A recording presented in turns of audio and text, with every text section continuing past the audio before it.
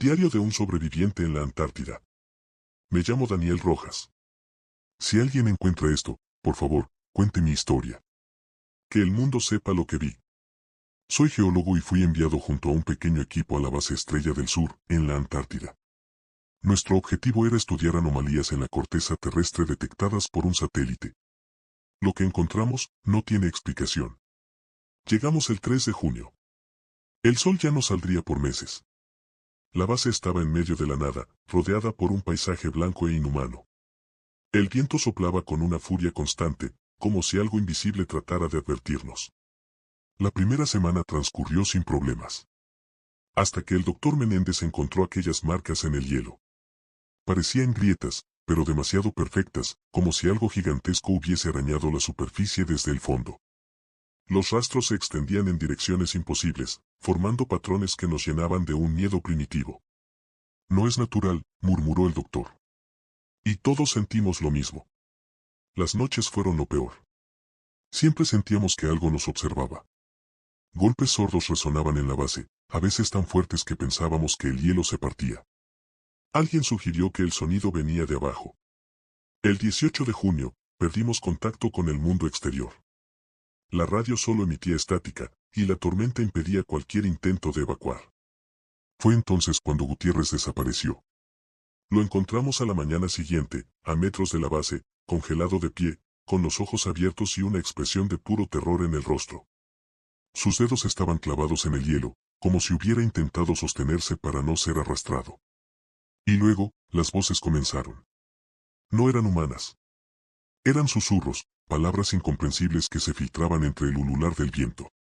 Venían de todas partes. A veces, creíamos que estaban dentro de la base. El doctor Menéndez no pudo soportarlo. Intentó salir corriendo en la nieve, desnudo, gritando que debía entregar su cuerpo. Lo detuvimos, pero en su locura arañó su propio rostro hasta dejarse cicatrices permanentes. Nos dijo que había visto algo en sus sueños, viven debajo, siempre han estado debajo. La penúltima noche, desperté con un crujido ensordecedor.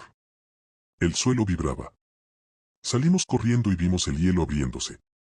Algo salió de la grieta. No puedo describirlo. No puedo.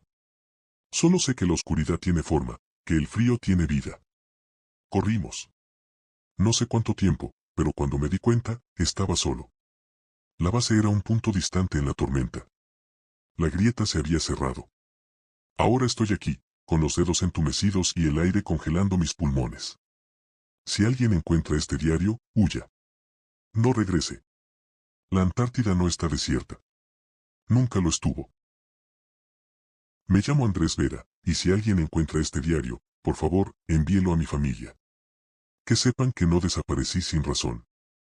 Que entiendan lo que realmente ocurrió. Fui parte de una expedición científica en la Antártida, financiada por un conglomerado privado obsesionado con una anomalía térmica detectada en el hielo. Se suponía que sería un estudio de rutina, algo inusual pero explicable. No lo fue. Llegamos a la base Polaris el 7 de julio, en pleno invierno antártico.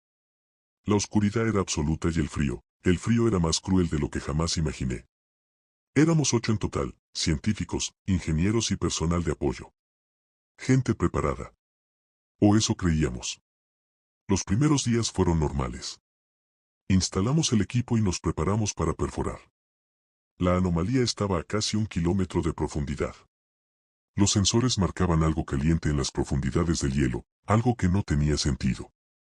Podría ser una burbuja geotérmica, sugirió el doctor Schreiber, pero en su voz había duda. Y miedo. El 15 de julio, al alcanzar los 950 metros, encontramos el túnel. No lo hicimos nosotros. Ya estaba ahí. Perfectamente cilíndrico, descendiendo más allá de lo que nuestras luces podían alcanzar. Era antiguo, mucho más de lo que la lógica permitía. El hielo a su alrededor no tenía fracturas ni señales de excavación. Como si algo lo hubiera derretido desde dentro. Esa noche, comenzaron los ruidos. Eran golpes apagados, rítmicos, como si algo golpeara desde el fondo del túnel. Nadie quería admitirlo, pero todos lo escuchamos. La radio comenzó a fallar. A veces, cuando encendíamos los transmisores, en lugar de la estática habitual, oíamos susurros. El 18 de julio, Thomas, nuestro ingeniero, bajó con una sonda equipada con cámara. La conectamos en la sala de control y observamos la transmisión. Las paredes del túnel eran lisas, anormales, reflejaban la luz de manera extraña.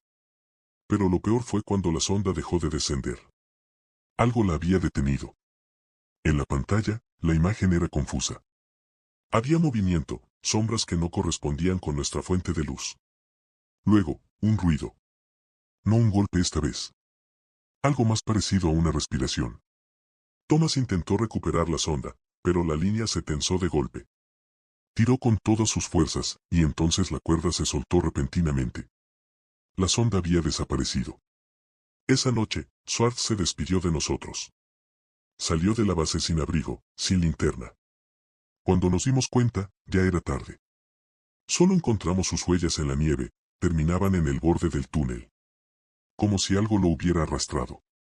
El 20 de julio, decidimos evacuar.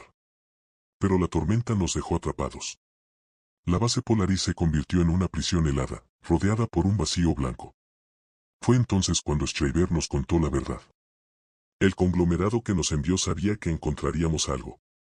No era una simple expedición científica. Hace más de un siglo, otra misión desapareció en esta misma ubicación. Nunca se encontraron sus cuerpos. Solo un diario. Un diario que hablaba de un pasaje oculto en el hielo. Y de algo que despertaba cuando se le perturbaba. El 21 de julio, el túnel comenzó a emitir un sonido. Era un eco profundo, un lamento imposible. No venía de la superficie, sino de más abajo. Como si el hielo mismo llorara. Como si algo atrapado en las profundidades supiera que estábamos allí. No dormimos esa noche. Nos turnamos para vigilar la entrada del túnel. Pero al amanecer, solo quedábamos 3. Los demás se habían ido. Sus camas estaban frías. Sus huellas llevaban al túnel. Schreiber y yo nos encerramos en la sala de comunicaciones. Intentamos enviar una señal de auxilio, pero la radio solo emitía estática. Y luego, una voz. Ustedes no debieron venir. No era la voz de nadie del equipo. Era algo más. Algo antiguo. Algo que nos conocía. Schreiber gritó y salió corriendo. Intenté detenerlo, pero lo vi desaparecer en la nieve, envuelto por la tormenta. Me quedé solo. Ahora, escucho los golpes en la puerta. No son del viento. Algo está ahí afuera. O quizás ya está adentro. Si alguien encuentra esto, nunca vengan a Polaris. No está deshabitada. Nunca lo estuvo.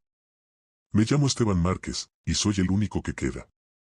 Escribo esto desde la Estación Científica Aurora, en la Antártida. No sé cuánto tiempo me queda. No sé si podré salir de aquí con vida. Lo que encontramos bajo el hielo nunca debió ser descubierto. Llegamos hace un mes, el 3 de agosto. Nuestro equipo estaba conformado por 12 personas, científicos, ingenieros y personal de apoyo. Nuestra misión era investigar una anomalía detectada por un satélite en una de las zonas más remotas del continente. La anomalía no tenía explicación, una región profunda del hielo mostraba temperaturas más altas de lo normal y emanaciones de gas desconocido. Desde el principio, algo no estaba bien. La base Aurora estaba en buen estado, pero había algo en el ambiente. Un silencio que no era normal. El viento, que siempre aullaba en el exterior, parecía apagarse en algunos momentos, como si el mundo entero contuviera la respiración. Las primeras 2 semanas fueron normales. Perforamos el hielo hasta los 1200 metros. Lo que hallamos nos dejó sin palabras. Bajo la inmensidad del hielo, encontramos una estructura. No una formación natural. No una cueva. Era una construcción, una bóveda hecha de un material negro, opaco, liso como obsidiana. No reflejaba la luz de nuestras linternas. Era como si absorbiera todo. El Dr. Weiss, nuestro líder, insistió en abrirla. Argumentó que podría ser un descubrimiento arqueológico sin precedentes. ¿Civilizaciones antiguas en la Antártida? ¿Algo previo a la historia conocida? El 18 de agosto, logramos romper el sello de la estructura. El aire dentro era cálido, cargado con un olor fétido, rancio. Algo que nos revolvió el estómago. No debimos entrar, pero lo hicimos. El interior estaba cubierto de inscripciones extrañas. Ninguno de nosotros pudo reconocer los símbolos. No eran egipcios, ni sumerios, ni de ninguna civilización conocida. Había figuras grabadas en las paredes, sombras alargadas con múltiples extremidades, como si estuvieran en movimiento. No tenían rostros. Solo siluetas. En el centro de la bóveda, había un pozo. Era un círculo perfecto, de unos 3 metros de diámetro. No se veía el fondo. Tiramos una bengala. No iluminó nada. La luz fue tragada, como si el vacío la absorbiera. Y entonces empezamos a escucharlo. Al principio, fueron susurros. Apenas perceptibles, como si algo respirara en el fondo. Pero con el paso de los días, se hicieron más fuertes. Palabras incomprensibles, pronunciadas con una voz múltiple, como si muchas bocas hablaran a la vez. El doctor Weiss insistió en que eran alucinaciones inducidas por el aislamiento y el cansancio. Pero entonces, Martínez desapareció. La última vez que lo vimos, estaba de pie junto al pozo, mirando fijamente dentro. Parecía en trance. Lo sacudimos, lo llamamos, pero no respondió. En un parpadeo, ya no estaba. Revisamos las cámaras de seguridad. No hubo ningún movimiento visible. Un segundo estaba allí, al siguiente, no. La radio dejó de funcionar esa misma noche. La locura se propaga. El 22 de agosto, comenzamos a ver sombras en la base. Se movían en los rincones, en los pasillos oscuros. Pero cuando encendíamos las luces, no había nada. Algunos de nosotros empezaron a escucharlas dentro de sus cabezas. Yo también. Palabras en un idioma imposible. Susurros que se volvían gritos. Weiss y 2 más intentaron escapar, pero la tormenta los engulló. No volvimos a verlos. La base empezó a cambiar. Los pasillos parecían más largos, las puertas no llevaban al mismo lugar. Algo estaba reescribiendo la realidad. Anoche, vi a Martínez. No estaba muerto. Pero tampoco estaba vivo. Su piel era pálida, como si la luz nunca lo hubiera tocado. Sus ojos eran negros, vacíos. Movía la boca, pero lo que salía de ella no eran palabras, sino un sonido bajo y gutural, como el rugido de un animal que no pertenece a este mundo. Cerré la puerta de la sala de comunicaciones. Clavé muebles contra ella. No sé si servirá de algo. Sé que vendrán por mí. No tengo dónde huir. No hay salida. Estoy solo en esta base, atrapado en la noche eterna de la Antártida. Pero no dejaré que me tomen vivo. Si alguien encuentra esto, destruyan la base Aurora. No intenten rescatarme. No excaven más profundo. No miren dentro del pozo. No escuchen los susurros. Y sobre todo, no crean que están solos en este lugar. Siempre pensé que la Antártida era un lugar desolado, una extensión infinita de hielo donde lo único que podía matarte era el frío o la soledad. Me equivoqué. Hay cosas peores que eso. Soy el último sobreviviente de la estación Research 07. Mi nombre no importa, porque para cuando alguien encuentre este diario, ya no estaré aquí. Todo comenzó hace 3 meses, cuando nuestro equipo de investigación llegó a la base. Éramos 7 científicos enviados por el gobierno para estudiar una anomalía detectada bajo el hielo, una enorme estructura enterrada a más de 800 metros de profundidad. Algo que no debería estar ahí. Los sensores de radar la habían detectado por accidente. Parecía una construcción antigua, con túneles perfectamente geométricos y salas inmensas. Ninguna civilización había vivido en la Antártida, al menos ninguna que conociéramos. No teníamos idea de lo que habíamos encontrado. Comenzamos la perforación con cautela. A medida que descendíamos, los equipos de monitoreo empezaron a fallar. Interferencias extrañas, lecturas de temperatura inconsistentes, algo en el hielo no quería ser perturbado. Pero seguimos. Después de casi 48 horas de trabajo, abrimos una grieta lo suficientemente grande para bajar. La temperatura dentro de la estructura era sorprendentemente más cálida de lo esperado, como si algo la estuviera generando desde su interior. Lo primero que vimos fueron los muros. No eran de roca ni de hielo. Eran de un material negro y liso, frío al tacto, pero no congelado. Como si estuviera vivo de alguna manera. Los pasillos eran enormes, diseñados para algo mucho más alto que un ser humano. La estructura se extendía en todas direcciones, como un laberinto sin fin. Y entonces encontramos los símbolos. Extrañas marcas talladas en las paredes, similares a jeroglíficos, pero de un lenguaje completamente desconocido. Algunos parecían representaciones de cuerpos humanos, y otros, de cosas que no eran humanas. Pero lo peor fue la sala central. En medio de ella, había una especie de altar. Sobre él, restos óseos de algo grande, con una forma imposible de describir. Costillas enormes, un cráneo sin rostro y extremidades con demasiadas articulaciones. Nos miramos unos a otros. Nadie dijo nada. Algo nos estaba observando. Esa noche, comenzaron los susurros. Al principio, pensé que era el viento colándose por las grietas del hielo. Pero no. Era un sonido demasiado preciso. Era un murmullo bajo, gutural, como un idioma olvidado que no debíamos entender. Uno de los científicos, Carter, comenzó a comportarse de manera extraña. Se despertó a mitad de la noche, de pie en medio del pasillo, con los ojos en blanco. Cuando intentamos despertarlo, simplemente dijo: «¿Nos han visto?». A la mañana siguiente, Carter desapareció. Fuimos a buscarlo y encontramos su linterna encendida en la entrada de la estructura. Dentro de la sala central, había algo escrito con su sangre. «Despertarán». Fue entonces cuando decidimos irnos. Pero la tormenta había comenzado. La tormenta era la peor que habíamos visto. Vientos de más de 200 kilómetros por hora azotaban la estación. Las radios dejaron de funcionar.